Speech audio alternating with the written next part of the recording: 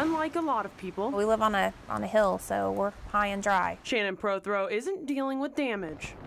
She does have lists of lost items, though. Gosh, it was probably like the day after the floods. I thought, you know, something's got to be done.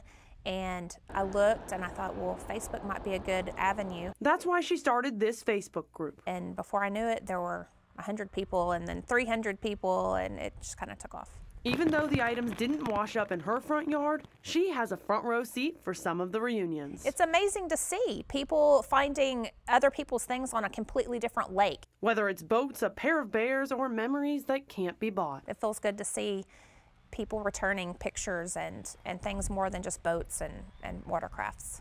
Call it the power of social media. And the power of the people that are coming together to help each other. Because instead of playing finders keepers, they're tight-knit. That Highland Lakes as a whole has come together to help one another, and it's great to see. And while plenty of people are thanking Shannon for creating this community, a little thing like a group is a great thing to do, but the people that are helping scoop out houses with muck and, you know, the first responders and all of those people have done the real work. But a couple of clicks on the internet can make a difference. Just a tiny bit, yes.